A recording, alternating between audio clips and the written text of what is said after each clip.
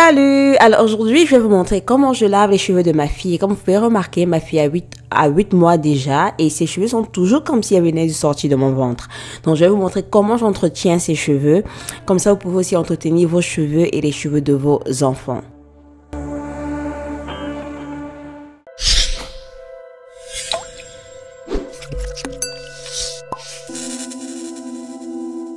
Si tu aimes mes vidéos et que tu n'es pas encore abonné, abonne-toi tout de suite, clique sur la cloche et ne rate jamais l'une de mes vidéos.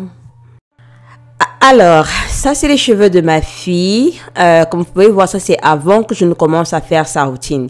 Alors, ça ce sont ses cheveux et j'aimerais vous préciser que si vous voulez commencer à entretenir les cheveux de votre enfant ou bien de votre bébé avec la même routine que ma fille, je vous recommande de commencer cette routine-ci quand votre bébé n'a plus les croûtes ou bien les pellicules sur leur cuir chevelu.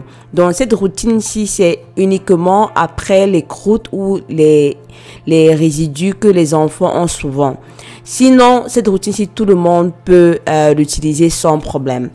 Alors pour commencer, la routine de ma fille, la chose que je fais tout le temps, c'est de mettre cette huile-ci sur son cuir chevelu et sur les cheveux. Alors ça, c'est un mélange d'huile d'olive et de l'huile de ricin, parce que ces deux huiles-là ont été prouvées de nourrir les cheveux, de pénétrer les cheveux, de stimuler la pousse, d'adoucir les cheveux, de protéger les cheveux. C'est pourquoi j'aime ces deux huiles-là. Alors, tu peux utiliser l'huile que tu veux, il n'y a pas de souci, mais utilise juste une huile que tu sais que les cheveux aiment, parce que j'ai dû essayer chaque huile individuellement sur les cheveux de ma fille plusieurs fois pour voir si ses cheveux aimaient l'huile ou pas. Donc après avoir essayé, j'ai vu que ces deux huiles là, ma fille, ses cheveux aiment bien, ses cheveux sont hydratés, il n'y a pas de problème.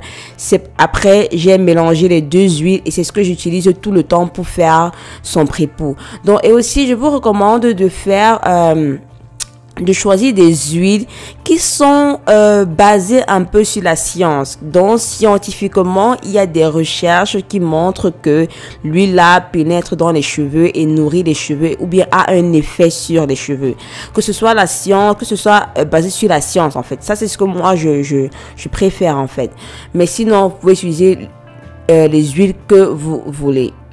Donc, je mets ça sur le cuir chevelu et les cheveux de ma fille et je masse et je laisse ça se reposer pendant 1 heure de temps. Donc, ça, c'est un pré-pou. Ça, c'est un mini pré-pou pour ma fille. Je ne veux pas laisser l'huile là sur ses cheveux pendant des heures et des heures. C'est pas nécessaire. C'est un bébé. Donc, j'ai pas besoin de lui faire la même routine que moi. Donc, je dirais 1 heure, c'est assez suffisant. J'ai fait cette routine-ci plusieurs fois, déjà plusieurs mois. C'est pourquoi maintenant je partage ça avec vous, parce que là, cette routine-ci que je vous montre, c'est ce que j'utilise sur ses cheveux depuis qu'elle a, je crois, 3 mois. Et maintenant, elle a 8 mois. Donc, vous voyez que la routine marche. Ça fonctionne. Donc, maintenant, on va passer à la seconde étape qui est le shampoing. Alors, j'aimerais préciser quelque chose de très important. Je fais le shampoing sur les cheveux de ma fille chaque 2 semaines uniquement. C'est-à-dire que je n'utilise pas le shampoing chaque semaine, jamais. Je fais son shampoing uniquement 2 fois par semaine, c'est-à-dire 2 fois par mois uniquement. Et aussi, j'aimerais préciser que cette routine-ci que je suis en train de vous montrer, l'entièreté de la routine que je suis en train de vous montrer, je fais cette routine-ci sur les cheveux de ma fille chaque 2 semaines. Donc, les cheveux de ma fille restent 2 semaines sans être lavés. Donc, chaque fin de 2 semaines, c'est là que je lave ses cheveux parce que je veux pratiquer ce qu'on appelle le low manipulation. Je ne veux pas avoir l'habitude de toucher ses cheveux tout le temps.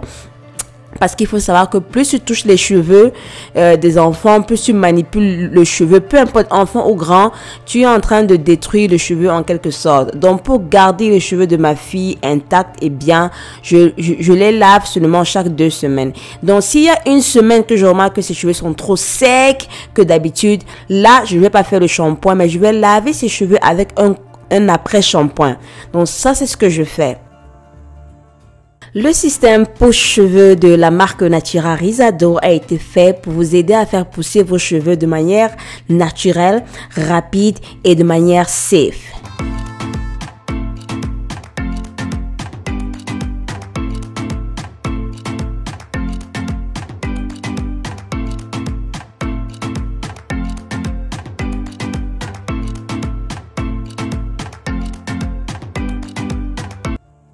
Après cela, je rince bien les cheveux. Il faut toujours bien rincer, frotter bien le cuir chevelu.